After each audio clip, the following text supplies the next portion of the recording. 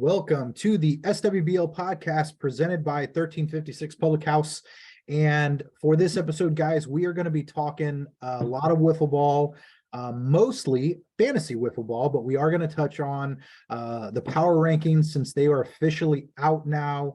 And tonight I'm joined by the fantasy guru, the guy who leads us in that venture, in MVP from the SWBL Orioles. Peter, how you been? I've been good, another day, another podcast. I know you feel that, so happy to be here. Yeah. We also have breakout star from last season, Jordan from the SWBL Marlins is joining us for his first SWBL podcast. So not a rookie to podcast, but a rookie to our version of it. So Jordan, glad you came, man. How you been? I'm good. Happy to be here and happy to change your reputation on the Marlins participating in things. So let's get this. Right. That's right. Good money. Last but not least, my teammate, my ace, Cam Smith, coming in for the SWBL Astros. Everybody knows him. He plays all over the country. There's not a whole lot that I can say that people don't know about him, but he's one of my good friends, and I'll just leave it at that. Cam, it's good to have you, bud. Absolutely, man. Thank you for having me. Always love hopping on here with you and get to see some other friendly faces in here as well. So I'm excited for tonight. Yeah, it should be a good time. Let's start off with a little hot stove update. Just a few things that have transpired in the league since the captain interviews or a specific captain interview was posted. First thing was the White Sox drafted a guy named Tyler Omlid. Don't know much about him. I don't know if any of you know anything about him. Peter does. What do we think of the draft pick, Peter? So he's an athlete. So I had tried to get him on the Brewers 2-3 years ago when we were desperate as a pitching specialist. He's on my softball team. Brian, I've been asking you to sub for the past few weeks. He's pretty good. Baseball player, football player, played college baseball. Could throw a knuckleball. He'd be good at any three facets. He might not play a lot because the Sox are pretty good, but he will be pretty solid. Okay.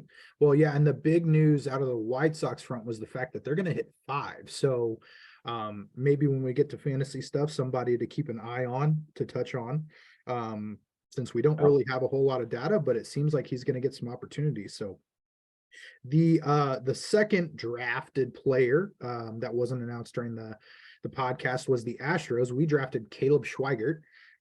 He is coming in, playing Mo Whiff this year, has kind of really hit the scene there as a really solid pitcher. I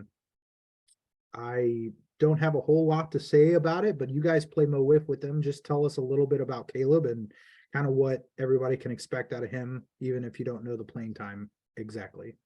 Yeah, so I'll start because it was kind of mine and Sam's idea to try to get him in here just because we've seen him in fast pitch, and the guy can throw very, very hard, which doesn't necessarily translate over to Skibby weekend style, but we wanted to get him a shot at our national tournament. We've been kind of poking around, seeing who can fill in some voids now that Spencer Bogat is no longer coming with us, and we're losing Chris, who wasn't a pitcher, but replacing Spencer as a pitcher on the national team is going to be tough to do.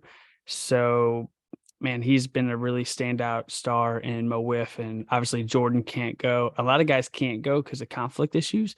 So we said, hey, let's give Caleb a try out, and let's try to get him on a team where he doesn't necessarily have to play all the time, but he can meet the qualifications to go help the SWBL bring home a national championship, because second place 3 times is not fun, and we want to bring that cup home. Yeah. Well, hopefully that works out, and this effort on our behalf pays dividends for the national team. So, and then lastly, probably the biggest news, and it was also out of sort of the Astros front, but really more focused on the A's, was they traded for Keaton Adams from the Astros. So, a big thing there, the big news was that Vorbeck would not be able to come this year, and it was sort of recently found out for sure. And so they kind of scrambled trying to find another hitter to fill out their lineup. They had been reaching out to me about trading for Keaton for a couple years, actually. So seemed like the timing was right to not only help the A's, but also maybe give some guys on the Astros a little bit more playing time, more opportunity. We were pretty loaded from a number standpoint. So seems like it helps everybody. But obviously we'll miss him. He's been a big part of our team. I mean, along with you, Cam, you guys kind of helped start the foundation that we are what we are today now. So that's kind of what I'll leave it at that, I guess. Jordan, what are your thoughts on the Keaton trade? How do you see it impacting the A's? I think it's a great trade for them. They, like you said, without Chris, they need all the help they can get on the offensive side because Chris is a big bat to replace. I think Keaton's a great guy that can get hot and help carry that lineup a little bit. He did it a few years ago. I remember had a great weekend. I think 2 years ago. Yeah, All-star. So I think it's a great pickup for the A's. I'm not sure if they gave you guys anything in return or if this was more just like a let Keaton kind of get some at bats for the year. But we got a few natter days. So all right, nice. So, Yeah, Nice. I think that's great for them. so yeah, and it should be at least it should make a good about 15 minutes for the Astros. We'll probably be through that beer by that point. So one game so- of beer darts. yeah, exactly. Yeah. All right, well then let's jump into the power rankings. Like I said, the official team power rankings were released as the captain interviews were put out. So we know 9 through 1 now, and I'll read them again in case nobody really realized that's what was happening. But from 9 to 1, it went Expos, Rockies, A's, Astros, Marlins, White Sox, Twins, Orioles, Yankees. So let's just go around the horn real quick. I want you to pick a team that you feel is too low in the rankings. Well, I can start, and it was always going to be the Rockies, even before Game 1. But I think that they just had such a down year. BK, Blake for the first half. They didn't have Grant. Chad's pitching was not what it was 2 years ago. And so I expected a lot of that to go up a little bit. And then we saw in one game that it did. So Rockies definitely trumped the A's, clearly. And I don't know, Astros, Marlins, you guys are on the phone, like, watch out. Yeah, I definitely agree with that. Let me throw in real quick before we keep going. But if you're unaware, Game 1 has happened. It was quite the spanking of the A's by the Rockies. But that game is live on YouTube. So if you didn't get a chance to see it, go watch it. You can kind of see maybe what the Rockies may or may not look like, but it certainly seems to be on an upward trajectory there. So anyway, keep going. Who wants to go next? Pick a team that was too low. I'll go because I do agree with Peter about the Rockies, but I'm also going to throw in the Marlins because if you look back at last year in the playoffs, they beat the White Sox in a playoff game. So if I'm going to say they're a little bit too low, I might put them maybe just one spot higher above the of the White Sox there. Okay. Yeah, you guys took my 2 points right there. I think 4 through 7 is drawing names out of a hat for this coming weekend. I think wouldn't be shocked if the Astros are in the 3-4 spot. The Marlins are in the 3-4 spot. But just given last year's results, I agree with Cam. Marlins took down the White Sox in our last matchup, so I would slot us above them going into this year. Okay. Well, that might lead into the next question then. It maybe sort of answered it, but what team is too high? What team do you think got ranked higher than they should have? Well, I guess I'll go first again since this is where it gets interesting because I'm going to contradict. I'm going to say Marlins only because, that 4 to 8, that 4 to 7 is a toss up. I mean, the Marlins, if Luke and Jordan, pretty pristine last year. So if either of them drop down, that's a risk because you worry about the 4 spot. Sam's okay in the 3 spot, but the pitching seems to, Fat J and Tall Guy, 2 of the best nicknames in the biz. I don't know who the ace is. They're both pretty steady, but they got to take that leap to ace status. I feel like they've plateaued a little bit. So I don't know. Let's get J Money on the mound, maybe. Let's mix it up. Based on my limited amount of experience, I don't think any of us want that in the Marlins clubhouse. It's tough though, because yeah, like you guys said, all these teams could kind of go up and down. There's a lot of teams that are right at the same level.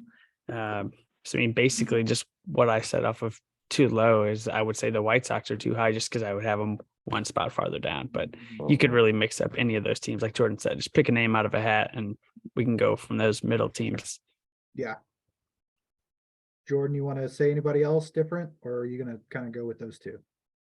Yeah, I think you've got your clear top two, Twins right there at 3, and after that, yeah, I mean, you could drop the White Sox down.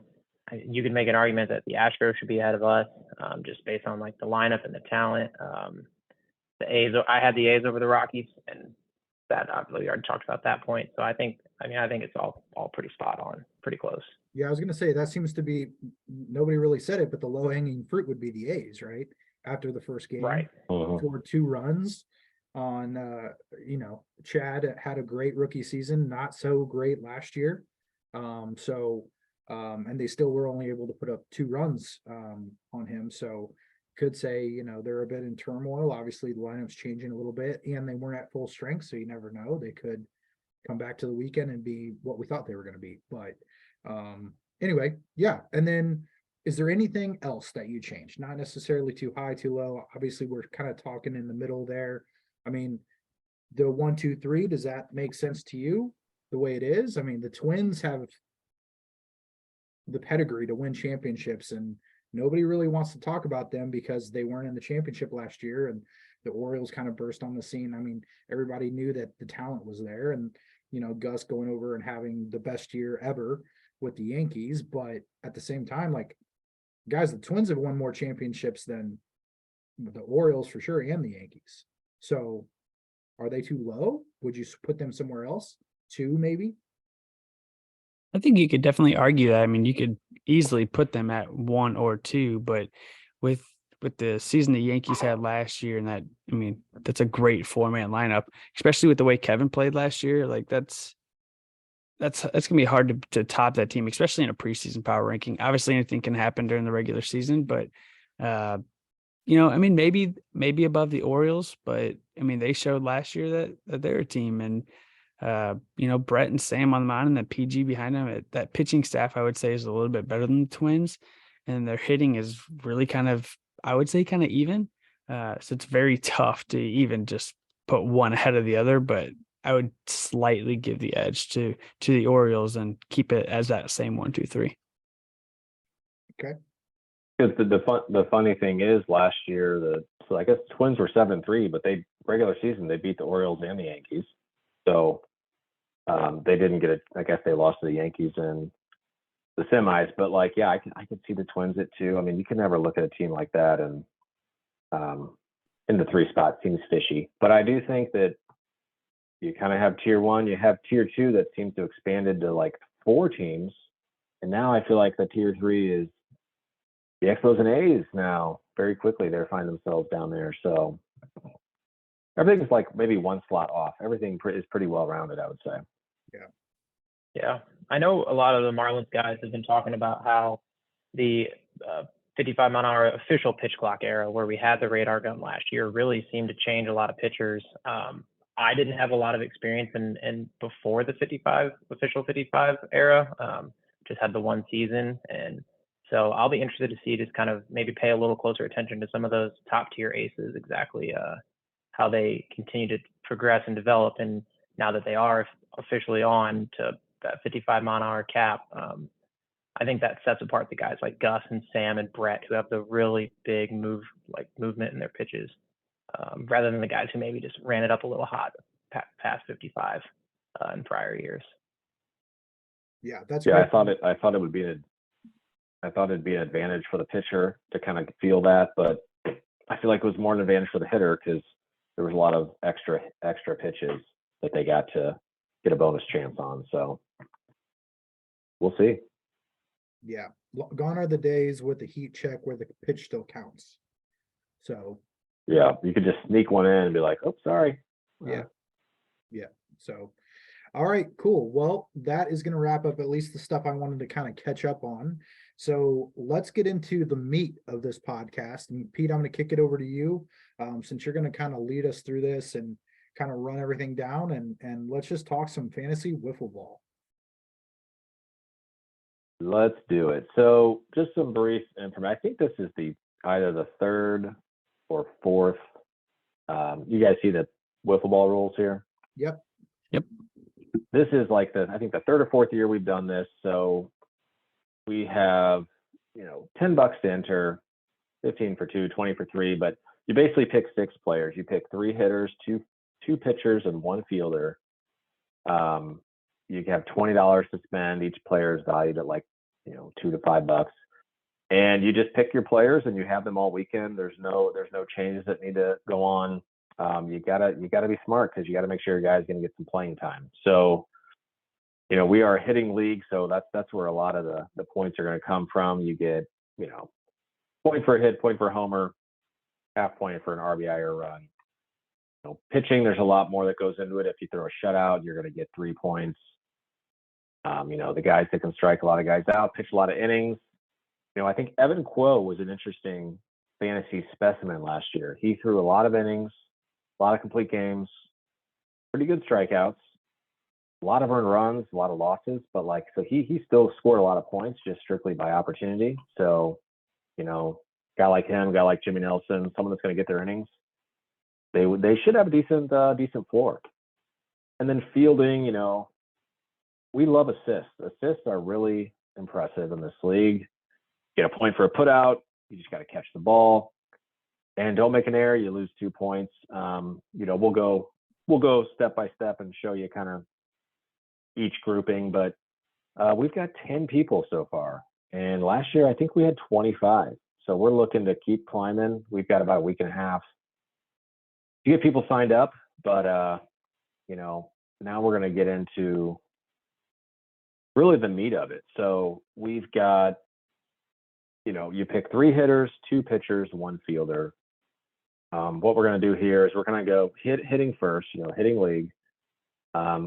This is the list of the players, their teams, their values. Gus is an extra special guy. You have to pay an extra 50 cents if you want him, because he blew it out of the water last year. But you can spend anywhere from 50 cents to $5 on a guy. You spend 20 total. This will show you kind of their average points per season they played and how they did last year. But what we're going to do is kind of go through on the hitting side, around the horn, pick one guy that you think is overvalued, one guy that you probably wouldn't pick from your team. And we're not here to hurt feelings. It's going to be okay. But we're going to go one overrated, one underrated. We'll go through hitting, fielding, pitching, and then we'll save a sleeper for the end. So I think on J Money, on the hitting side, is there one guy you find that might be a little overvalued that you would not invest in? Comment I made to you before we started the official recording is I think my price is 50 cents to $1 too high. I had a good year last year, but that's 1 year. So I think I did not put myself in my lineup that I submitted. I'm not going to say I'm overrated, but maybe for the price, I think you could construct a better lineup. So I'll start with that. That's fair. Cam, what do you think? I mean, the fact that Edlow is $3, he should be like negative 50 cents. Sorry, that I couldn't resist. Yeah. Even though there's a tree down in right field, I think it's tough for lefties, especially like you said, we talked about it before we recorded. Any kind of home run, you get a lot of extra points, because not only do you get the home run, you get the hit, RBI, runs scored. So for me, it's tough to pick a lefty. So like overrated. I mean, obviously Chris gets on base a million times, but I'll say overrated maybe by like 50 cents is maybe like John Callaway, just because of the home run numbers, but he's got the power to push it through the trees anyway. So it's tough, but ultimately it's Edlow, too high. That is fair. Benware, you got something? I do. I mean, this one's fairly easy. I mean, it was sort of announced now, but when these prices were made, Vorbeck was playing, and now he's not going to be there. So 350 is a 350 too much. So, Yeah. but if I were, and I put a bunch of people with an overrated, basically I was looking at playing time, was my big concern with this, because your $3 guys could become $4 guys, and your $4 guys could become $3 guys too. So a dollar here or there may not make or break you completely, but when you're able to pick three. But a guy I'm interested in, and I think I'm just not touching him because I don't know what to expect, is Ty Butler at $4. Ty had a better year this past year, especially when you're looking at his typical points per year being, where did he go, 49, and he had 53, so he exceeded his average. But the year before he was down quite a bit. So he's just somebody who I'm not sure. His talent's there, obviously, and he could be great, but I'm not sure I want to spend $4 on a guy that I'm not sure what's going to happen with. Yep. No, that's fair. And I think my pick is, we'll stick with the White Sox. So Jackson Crossley at $4. I mean, Jackson has been like close to that MVP tier. He's finally been getting the at-bats. I mean, you see last year he was 17 points over his average. And part of that is because he's getting more playing time. But the White Sox are bringing in the new regime. And, he's going to be the ace. We know that. But I think there's some opportunities that, RBIs could be stolen from him. If the other teammates step up, I just think that, do I expect him to hit that 58 plateau? Maybe not.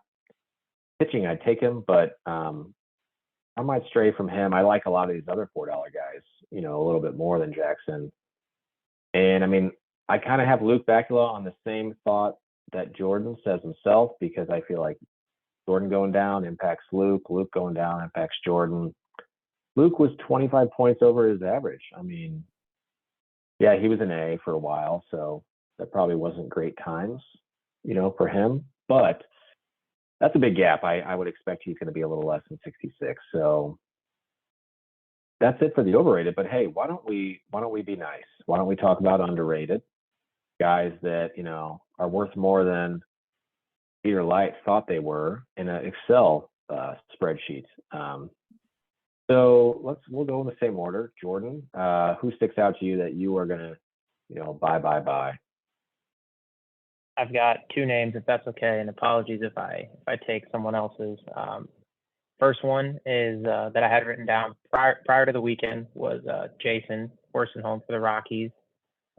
He was the Silver Slugger in Mo Whiff last year. The guy can get hot and hit a lot of home runs, and home runs are worth a lot. So I could see him having a big year. He's going to have plenty of opportunities if he gets hot on the Rockies. So that was the first name I wrote down. The second name was our captain, Marlins captain, Eli. I think he's going to be getting plenty of at-bats. Similar situation, if he heats up, I think he's going to keep playing himself. That's kind of how Eli rolls, is play the hot hand. So at $1.50, I think that's a good high upside pick as well. I like it. That's not bad. Damn. It's funny, Jordan. You had two names. I had three written down, and they didn't have any of those. I'll stick with the Rockies trend for this one too. BK had a down year last year. I think everybody knows that. He said it himself a bunch. I think that it's only going to go up from here, especially with this new look Rockies team. Especially after we saw Game 1. They're going to be a little bit better, and I think it's going to start with him and Blake. And if BK can really bounce back after a down season, that could be huge. And at 250, that's kind of a steal. And then I'll say one more too, because at $1, it's a steal. But Trent Steffes, like, he's been in the league before. Obviously, he's been away for a while, but I talk to him daily. And, I know he's playing Wiffleball tonight in HRL, and he's been working a lot. I played in a tournament with him last year. His swing has improved so much from the last time we saw him at the Blur. And he's one guy that, given the opportunity, obviously you guys said the White Sox are going to hit 5. if he gets some at bats and he takes advantage early on, he could be a steal at $1 for sure. Yep. I'll save Brian? my third because I think Brian might have it. I don't know. We'll see. You're telling me that I can get a former MVP at 350 in Blake Spencer. Yep, I would pay the I same know. amount for Blake Spencer as I would pay for John Callaway, Paul Castellano, Steve Hayes, Cameron, yourself. I'm taking that all day. If Blake is what Blake typically is, last year aside, he's up there in that 450 range. So I'm going to take that. He was the first name that kind of popped off the list for me, just for his price. And then another guy I would pick is, you kind of mentioned a couple of them, but David Olderman at $2. That's who I had. I knew you were going to take that. Yeah. With the Keaton trade, it means that there's more opportunity for David. David did pretty well in his limited amount. He was, again, he was a limited hitter, but he still was 5 points higher than his average has been, and he's pretty much been a pitcher only. So the opportunity is going to be there, and if he can make the most of it like he did last year, then that $2 price could easily be worth a lot more. Yep. And that, it's nice to have two Astros here because that tells me, when you look at the page, it's clearly Cole, Cam, Jimmy. We know Caleb's not hitting. So it's either Dave or it's Brian that's going to get some critical at bats. So either of them are at a good price, much like Eli and Brent or maybe Josh. Like if you could pinpoint which one's actually going to get the hits, then you'll be good. So that makes total sense. Everyone that has been said, I mean, I had Jason, it seemed like last year even I had to pick between Jason and Adam. And they had pretty similar numbers last year. I see Mo Whiff, I see Jason going off, I see him making these sweet videos. Like I just feel real invested in his sophomore season. It's like I'm gonna go big on Jason. He did good in game one, much like the Rockies did. But I had Blake. I mean, even Grant, he probably drops down to a 250 guy because he was gone last year. We kind of forget about him. The old goose egg, the old COVID goose egg, but he'll score at least 30. So everyone I had, Keaton, Blake, Grant, Brian, Jason, we've covered them. So I think we're going to move into pitching unless anybody has any other thoughts. All right. Good. So on the mound, and there's a nice picture of you, Cam, if you want to take a look at that. The ball's floating. Nice. You got it. Chad's got the New Balances on. So same concept here. If you look at the left side, this is where, if you're picking anybody on the right column, you might, I don't know how much, we'll get there, but we've got up as much as 450 for Salmon Jackson. A lot of ace potential pitchers here. I guess we can go through the same order. We'll start overrated, so we'll get that over with. Jordan, you want to go first again? Love putting me on the spot. This is one I struggle with. I think just mainly due to the fact that my limited amount in the league, and it is kind of an innings thing here is my answer. So I'm looking at the left side of the page and just kind of going down at guys I don't think will get the innings to maybe hit their price point, even though it may not be the highest, would be myself. Luke probably won't pitch a ton either unless one of the two big guys goes down. I don't know how much Jimmy Stout pitches for you guys on the Astros. I know he's kind of more of a third pitcher behind David and Cam. So I feel like if you're going pitcher, you've got to go up. You've got to get your aces. You've got to get those high floor inning guys. So I wouldn't bother picking any of the guys who are that fringe 3-4. Unless you have inside information about your team or another team. But yeah, true. I agree. It's top tier or nothing, really. Yeah, this one's Yeah. definitely tough because Damn. there's so many 1-2 punches that the guys are going to get the innings. You could look at you can look at like for me personally, like Spencer Bogat at 350, a little pricey for me. I know he gets the innings, but Will gets a lot too. I just feel like personally, I just sometimes I guess I hit well off Spencer, even if it's in fast pitch or whatever. But so that's just me personally. This one I think this was the hardest one, was to find a pitcher that's overrated, because as long as you get the innings, like you said at the beginning, even though Jimmy Nelson or Evan, got a bunch of losses last year, they're still getting a lot of fantasy points with their strikeouts, with their complete games. So this is definitely the tough one.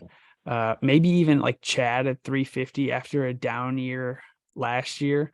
But then again, looked fantastic in game 1. So you really never know. That's gonna be tough for sure. Yep. Brian, you got anything? Well, first, I just want to say I'm extremely surprised and very proud that I'm in the positive average per year from a point standpoint as a pitcher. Yeah. That's pretty remarkable. So yeah, don't take me though. No, I have 4 people who are overrated, so I can just sweep this for you guys if you want. Derek Cornell. Do it. Derek Cornell did not have the best year last year. And I don't know how much he's going to be pitching this year. So there's a lot of unknowns. So 250 is too rich for me. Josh Rogers also not pitching. $2 is too much. $2 too much. Ty Butler, same thing there. I'm not sure how much he's going to pitch. I think the plan is changing from a rotation standpoint for the White Sox. Obviously your money's on Jackson and he's a 450 price point. So Trent seems to be one of the guys that might come in and pitch. Who knows if this Tyler Omelet guy is going to pitch. But I just don't think the innings are going to be there for either of those two White Sox. And then PG for the Orioles. Seems like the rotation is pretty set between Sam and Brett, but then it seems like Pete is kind of eating into those innings. And I know PG's struggled or had some injury issues as of late, so I'm not sure how healthy he is coming into the season. So even at $150, if he does get some innings, you could get some quality stuff from him, and he's a great pitcher. I just don't think he's going to get the time. So all of my overrated are really based on opportunity there. So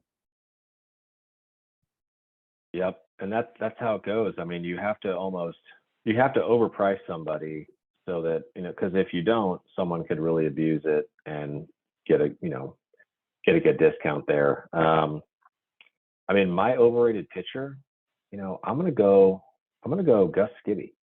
$4, 48 points, a pretty solid year. I mean, his numbers like 7-1, pretty pristine last year. I mean, it seems like he pitched in nearly every game. But I mean, if you look at his numbers historically, like that was his best year that I think he's had. I mean, he was Cy Wiffle Gus guy in 2013, 14, 15.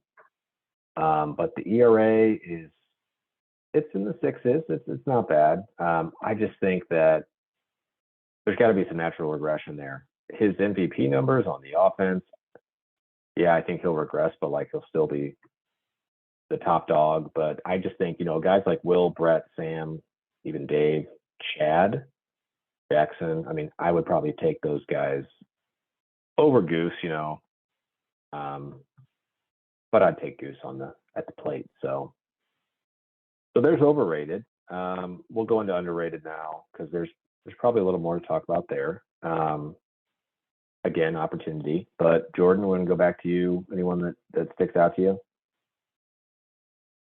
If I had a crystal ball and knew which of the two Marlins aces was going to have the hot hand, that would be my answer. I personally I can't pick between the two. I think they're both priced below pretty much every other ace in the league. And like you said, these guys need to keep taking those steps forward. From what I've been told, they did take a big step forward last year with the new 55 clock, and I think they expect to continue to do that this year. So I could see my answer being either one of Trent or Josh. Looking back on the weekend, they're pitching in the wins, they're racking up points that way. If we get hot on a day that they're pitching, so I'd like to think one of those two guys will end up being a good pick. Good point. Cam? I think, even at $3, I think a guy like Paul Castellano might be a little bit underrated just because of the potential amount of innings that he gets. With Josh not being able to throw anymore, that could be tough. So that could help him out, maybe even get some complete games, or even if Evan struggles like we saw in game 1, maybe he's got to come in and clean up a little bit. So that could be worth a little bit more. And also, we talked about that White Sox rotation. Again, I said it, I talk to Trent all the time, and Trent at $1, that could be a very underrated player. If he comes in and especially, first outing, gets a couple guys out without some runs, and that gives him a little bit more of a leash. And, the White Sox really need a number 2 pitcher, and it's really going to be, him, or maybe it's or Tyler, both, one at $1, one at $1.50. That could be a steal. Just like Jordan said earlier, it's which one do you pick, and cross your fingers, hope you're right. Right. Benware. Yeah. I'm going to stick with an underrated person that I had for hitting, but also Blake Spencer, because I think the plan is for him to be the number 2 behind Chad. I thought the plan was for him not to be the number 2. This is going to get good, because just wait till you get to my answer. Go ahead, Brian. All right, love it. Okay. Well, if I'm right about what I heard, and he is the number 2, 250 seems like a pretty good value for him. A bit of a discount from what he has, and he's got some really solid stuff, even especially with the slower pitch. He's got that really wide swinging slider that he can throw, and if he hits that inside corner, it's hard to hit and hard to keep in play. So he was one. And then I'll go with Keaton. Actually, I think that the plan is to try him out on the mound, so I think he's going to get a lot more opportunity than he's had on the Astros. They're kind of feeling out in the dark right now when it comes to who's going to step into that 2 role. Paul, of course, can do it and has done it, but then they take a loss in the field when he's not able to play left field. So I think the plan is to try to give Keaton some opportunity, and if he makes the most of it, he could end up being pretty good value for, what is it, $1 that he is, or 50 cents. So he's probably my deep sleeper in that kind of area. So everybody else that I had kind of listed, we've talked about. So I'll just throw those 2 names out. No, that's interesting, because like the Athletics. So let's get a Josh Rogers update. Is he playing? Is he hitting? Is he pitching? Do you guys know? I've not heard anything, but from what it sounded like on the podcast was he's not going to be there. So I'm not sure. So the A's are definitely interesting. And one of you said the word turmoil earlier, and that's exactly what I think of, because Paul's going to have to be the number 2 pitcher, but I really wish he could stay in left field. So if it's not Josh, it's not any of those 2. Like, you're right. Maybe Keaton is a good value simply for the opportunity. They might be on some desperate times, because even their ace seemed to get rocked, if you will, because the Rockies. So funny. Nice. Yeah, thanks. So, but anyways, I wanted to say, so Sam, I think, said Blake underrated. I was going to maybe take a gamble on one of my rosters on Jason. Yep. I believe he can pitch pretty well. I don't get the vibe from Blake that he wants to pitch, or that he even wants to play right field. So I feel like maybe Grant goes in right, and maybe it's Jason. I heard Adam talking about how his arm hurts, so I don't think it's Adam. Yeah, he hurt his go big shoulder on a couple Jason. weeks ago. So it's one of those things. Yeah, you pick right, you're great. You pick wrong, you get no points. But I'm gonna maybe go Jason a little bit. I might text him before I pick him, make sure he's good. Mm-hmm. But yeah, so I guess that rounds out the pitching. I mean, one thing I did. You pretty I much forgot just to want to mention- stay away. I forgot to mention this when I Yeah. was looking. One of the names that stuck out too, and Jordan, you kind of alluded to it, but Luke at $1.50 when he averages 23. I mean, his average points per year is the same as one of your pitchers. So, and not far from the other one. So, it's just surprising. Like if something happens, obviously Luke has a pedigree to be able to be a great pitcher, and $1.50 might be worth a risk depending on how else you make up your roster. It might be worth taking a flyer on him at that price. Yeah, I mean, maybe I learn how to throw a second pitch magically between now and a couple weekends, but if one of the top two goes down, I think Luke's going in before me. So I would agree with your sentiment there. Yeah, I mean, he's got the history. He's 2017, 2019, he pitched 30 and 25 innings. But last year, half an inning, 6 earned runs, a whip of 12. So, I mean, he got in the wrong situation, but hopefully you keep him in left field. But if he does have to pitch, at least you have a good left fielder in Jordan. So he could be a third guy if Fat J or Tall Guy go down. Okay, so that wraps up the pitching. We'll move on into fielding, couple familiar faces here. You're going to get a decent amount of points here. You probably don't want to break your budget on fielding because you really want to get points in your hitting and pitching. But we all know the names at the top. You kind of draw a line after the top 3, and then you could probably draw a line down here, and then everybody else is just kind of, you don't want any of these guys probably.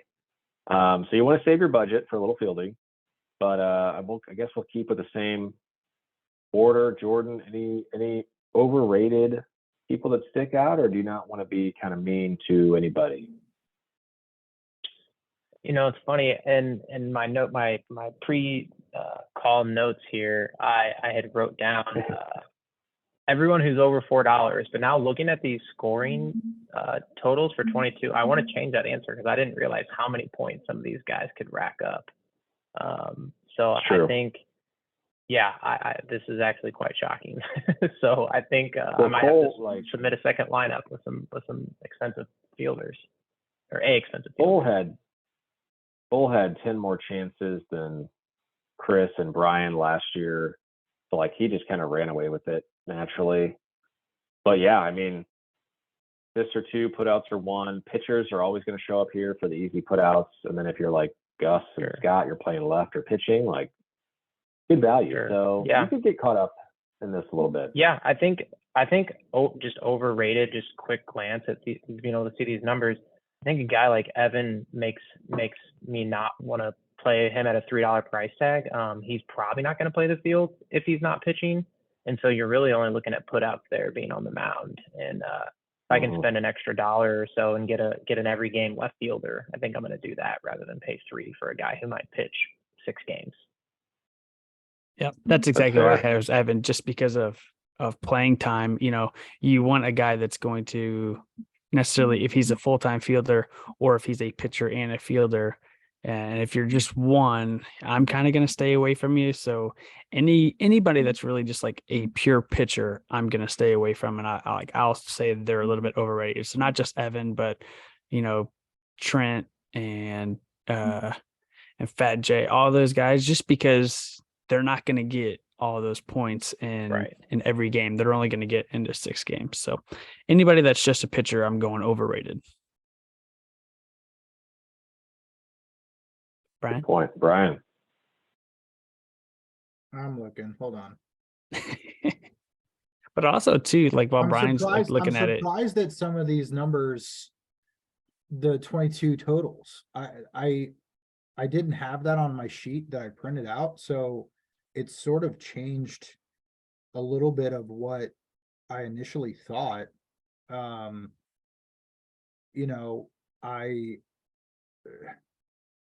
Jimmy Nelson as a fielder, that's really down there. You're not really going that far anyway, but 14, I mean, everybody else around him has more points basically. So I mean, if you're looking in that, I initially would have said Ty Butler, because he's really, like you had said, there's a top tier there, and then Ty's kind of that bubble boy, but he's still priced at the same thing. But then he ended up having more points last year than BK and Chris. Now, some of that probably had to do with the pitching, the amount of pitching he did, and who knows if that's going to hold or not. So I don't know, but I mean, if he does anything like that and stays in that kind of realm with those guys, yeah, he's worth that price point too. So, yeah, man, this is kind of hard. I mean, how often do you want to go pure right fielder? Because then you got Kevin, at 350. So, that's a pretty good number for right fielder. But at the same time, like, depending on how the season goes, right field is not always the easiest way to get some points. So, my board kind of got screwed up here. Yeah. And yeah, I mean, yeah. A guy like Ty, like I say, you keep him off the mound. He did that with the pitching, so that may help his total a little bit. Overrated. I'm looking at Germer. So I mean, I suspect that a guy like Sam Eichenlaub or, really Sam. I mean, making a bet. Do you think a guy like Sam will come in and play the field? Do you think Germer will take a back seat? He had a pretty good year playing left now that Brett had moved on. But there's errors behind this. I mean, if he might have had 30, 39, and then he loses points for errors. I mean, he's got a good playing time if he plays left, but if he doesn't, and the Expos kind of move it around, who's sober? Oh, I am. Okay, go play left. Like, you never know what they're going to do, especially if it's late games. You don't want any Expo in the field. So I got the Germworm, overrated.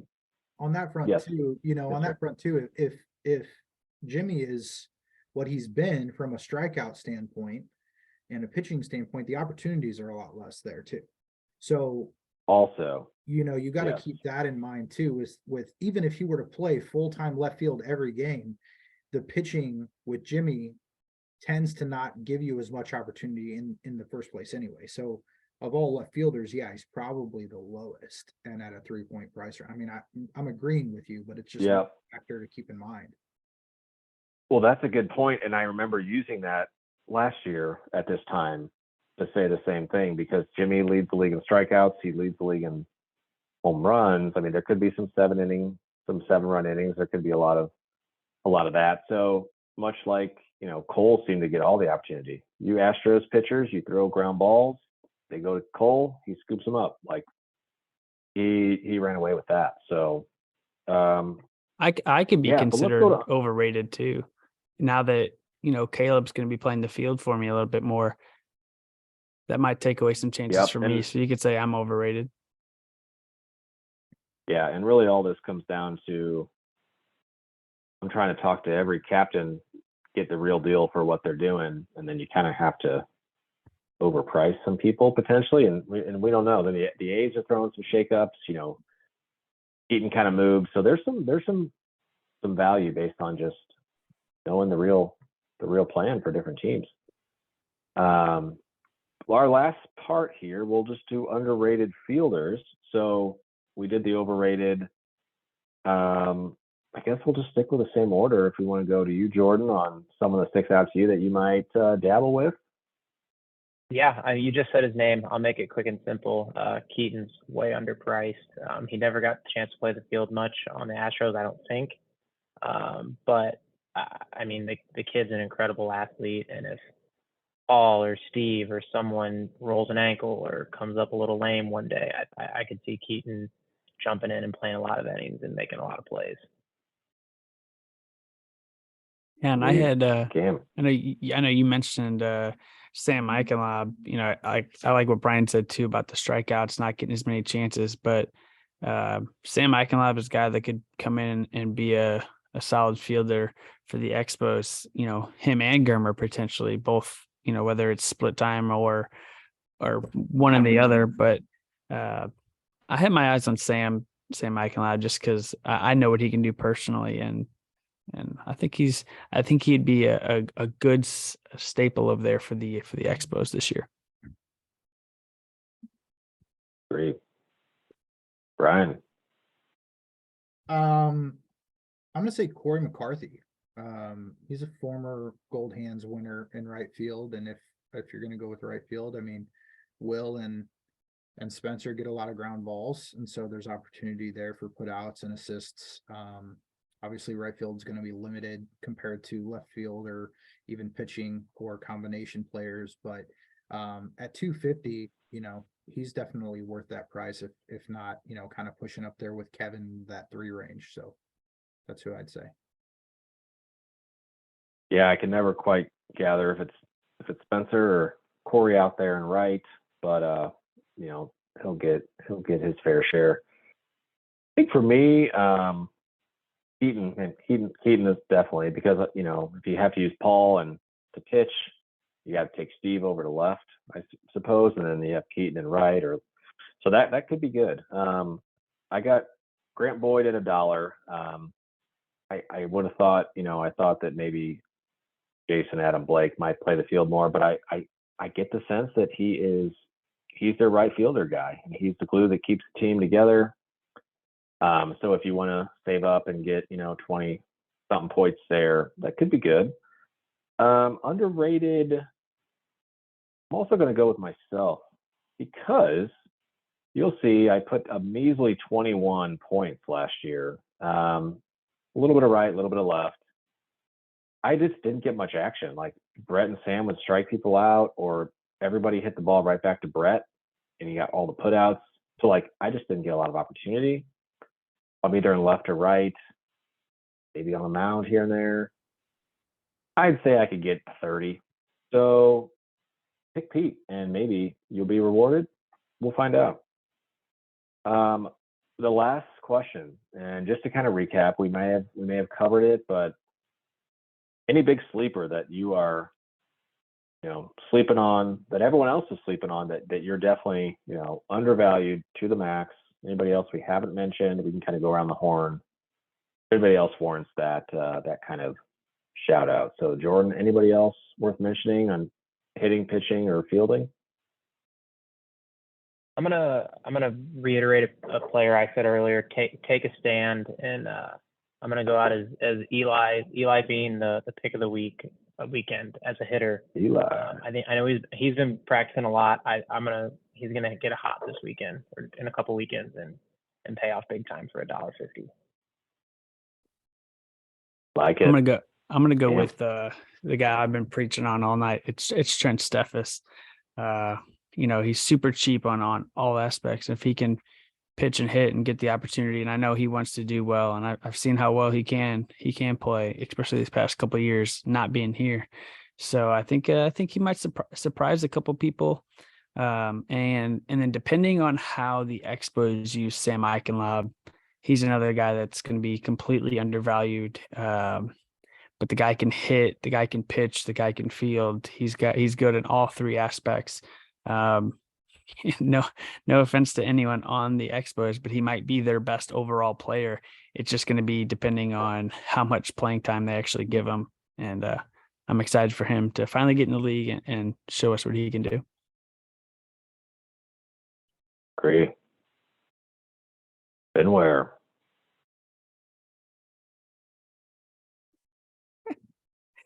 I love it. Hidden sleepers. Okay. Yep. Brian, it's you, right? After your performance a few weekends ago at the Blur. For sure. Games. Me? He's been solid. Brian's been solid for the Astros the past couple of years, coming in big clutch home 50 runs. cents. More opportunities now. It's right there. All your own number. Yeah, I mean, I'm a buck in hitting. I'm gonna hopefully, if I get more opportunity, get into that 20 plus points range. I mean, it was at 18 on average, and I've had some pretty down years, and so lately it's been kind of clicking for me. So yeah, you could say that, but yeah, I mean, we'll just go with that so we can keep it moving. I like it. I'm resonating with Cam because I think Trent pitching, Jackson gets you 30 innings. Eric and Trent, maybe they split 10. Maybe Trent gets more. I hear he's practicing. I know he's probably sleeps with a wiffle ball in his hand. So that seems attractive at what, a buck or so. And then Sam Eichenlaub, we all know he may not be the best pitcher because of Jimmy, but he's the best player on the team. And,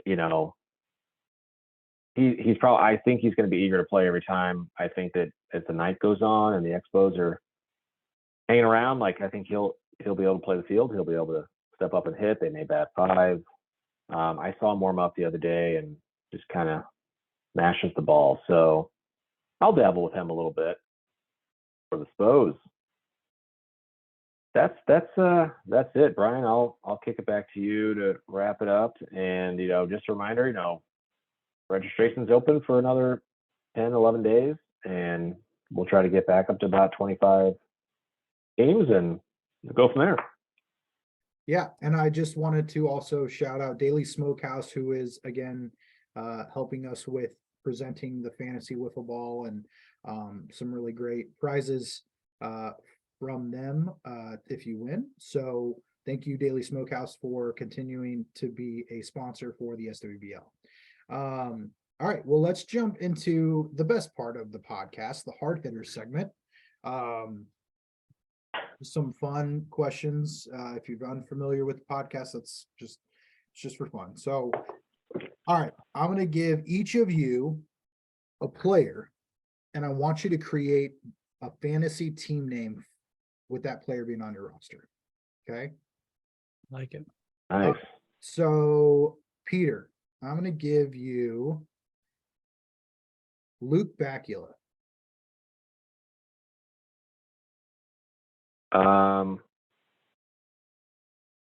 Luke, I am your father. Nice. Pretty Cam, good. I'm going to give you Grant Boyd. Oh, see, this is unfortunate because I don't really know a lot of Grant because he was, I haven't really got the chance to meet him very well, but just a few times. Let's see. Let's go Rocky Mountain High. Okay. And then Nice. Jordan, you get Will Rath. Wrath. I think it's got to be bringing the wrath. Nice.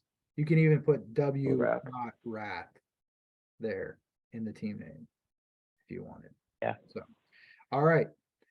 So it's our 21st season. The league is turning 21. I want to know, how did each of you spend your 21st birthday? Tell me the story. Nice.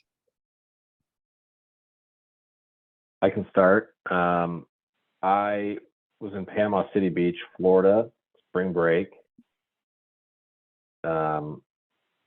Day drinking, bunch of guys, and we tried to do like this decathlon where it's like, hey, chug a beer and then run to the beach and then do push-ups or hop over something and then run back and then tag the guy. And we did it for about 10 minutes and everybody was yakking on the beach because it was like 10 a.m. But I didn't do the 21 shots thing. I didn't do that. But I was out of town, so it was nice to be on vacation, I guess. Nice. I'm alive. I'm still here. That would be nice. There you go. I got to spend mine doing what I love most, Cardinal baseball game. It just happened to be on my 21st birthday. So that was awesome. I got to, unfortunately, none of my friends at the time were 21. I was the oldest one. So it was me getting drunk pretty much by myself with my family and a couple other people at the time. But they all carried me out of Kilroy's after the game and got a couple good pictures, but it was a pretty good time. Don't even remember if the Cardinals won or lost that game, but it was fun. I was at Big 12, as the Mizzou kids call it, even though it's now Campus Bar and Grill. That it fell on a Sunday, and I have an early March birthday, so when it falls on a Sunday, it's usually Selection Sunday. So we were there enjoying dollar burgers and watching Selection Sunday. Sweet. Hell yeah. Brian, what about you? I went on a marathon, like, of drinking. We went to so I was in Springfield in school at Missouri State. And we went to a place called Ebbets Field, which is a Dodgers themed bar and grill, and had dinner, and I think I had 2 pitchers of beer and I think 5 shots there. And then we went on to a place called I think it's called Big Whiskeys. And I did do the 21 shots. I had a Sharpie because I knew that there was a certain point I wouldn't remember, and I wanted to be able to wake up and see how many I did. And I ended up I had 20, and they were trying to make me go home, and I refused. I was like, I'm already so far beyond drunk. What's one more gonna hurt? And so I went and bought the 21st shot from the bartender. And then went back to my girlfriend at the times and begged her to take me to the hospital to pump my stomach because I didn't want to die, was what I kept saying. So it was quite an evening of debauchery and just stupidness. But it was fun. I was with a bunch of my fraternity brothers and close friends, and so it was a good time. So all right, fun question. Wiffleball related. Who is most likely for a breakout season?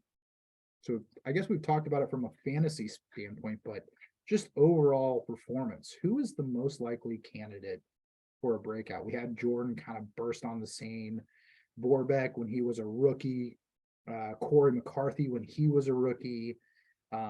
So yeah, who would you kind of hedge your bet with to be the next guy to kind of take stardom?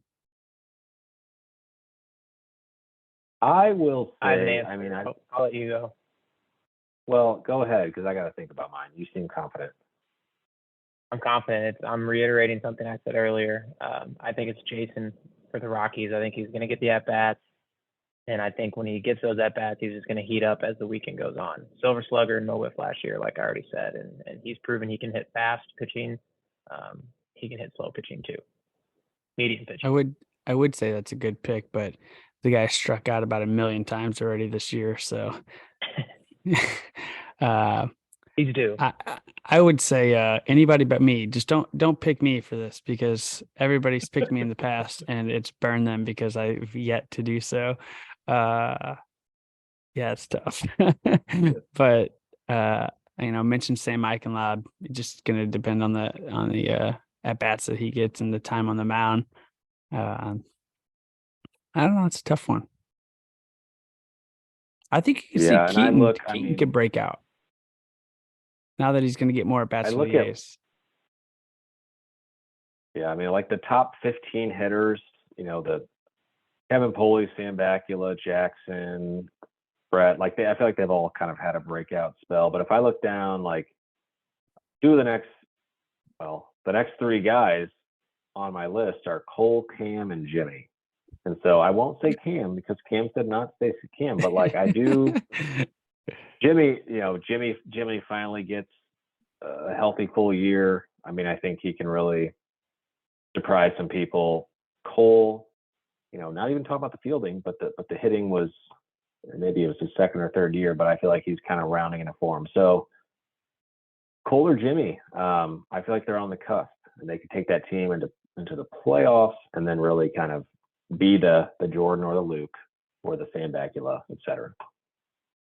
All right. What is one narrative about you that is false?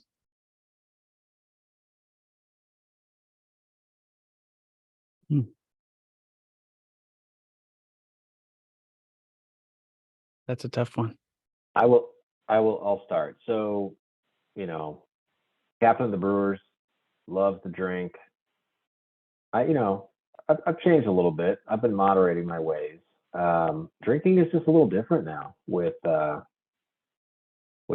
toddlers and things to do. So, we used to bring kegs every couple years to Wiffleball. We used to just stay up late or the shenanigans, and it's a little different now. So retired the Brewers, retired the debauchery, and now I'm just an Oriole. I'm spreading my wings. I'm flying with a little less alcohol. Yeah, we'll go there. Cool. I don't know. That's a tough question. I feel like I'm pretty cut and dry. What you see is what you get. Everybody knows what I do. It's pretty much wiffleball 24/7. My daughter 24/7. It's pretty much all I do. It's wiffleball, my daughter, my wife. And that's really about it. I'll take an easy one. I'm trying to remember who said it now on one of the podcasts earlier this year, trying to start some false rumors about me looking to play somewhere else next year. And I would say that's a false narrative. I think I'm happy with the Marlins. I signed a 1-year deal this year, but I don't have any intentions of going anywhere else. So I will go with that. Okay. Good. Put that to bed. All right. Trade for one player for your team, for your captain. Put on your captain's hat and trade for one player for your team. I'll start I mean, because I threw it out there a bunch of times, and it's an easy one for me. I'll trade. I don't want to trade anybody because I love our team, but I'll trade beer, money. I don't care. Get me Trent Steffes just because I love that guy and I want that vibe on my team. And we're gonna be hanging out all weekend anyway, so it's Trent for me because just that vibe fits. Me, him, and Jimmy playing tournament together last year. I think we're gonna do it again this year. It's just it's a bonding friendship that I would love on our team. I feel like I should say Gus, but Gus and Sam together on the same team, I don't know if that'll work out. So we already have Sam. I can't get rid of Sam. We all could have went the easy route and said Gus. Yeah, I guess that's true. I know. Like I'm I trying. went more fun. If we get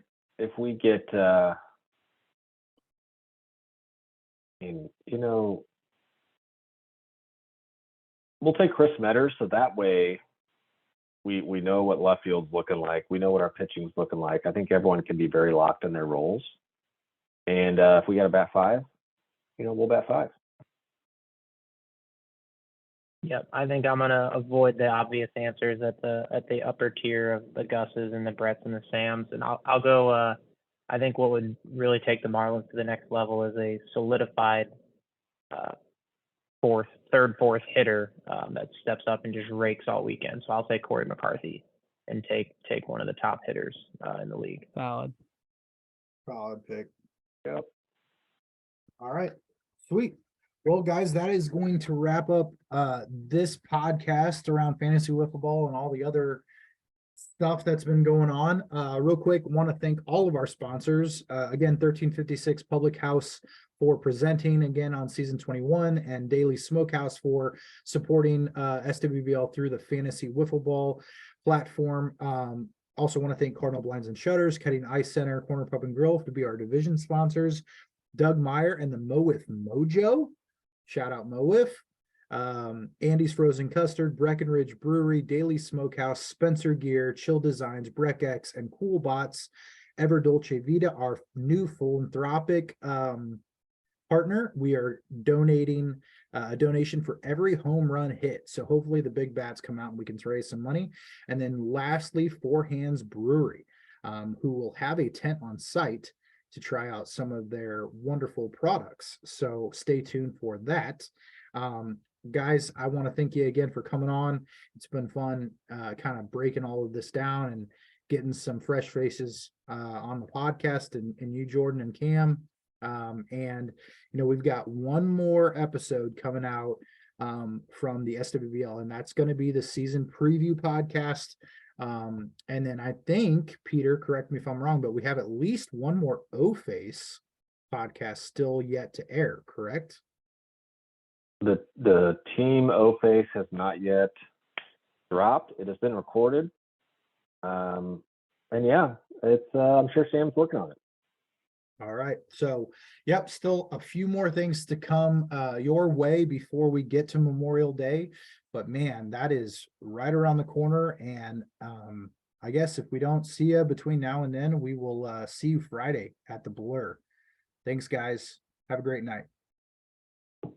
Thanks, Brian. Good to be here. Thanks, Brian. Yeah, thank you. See you, fans.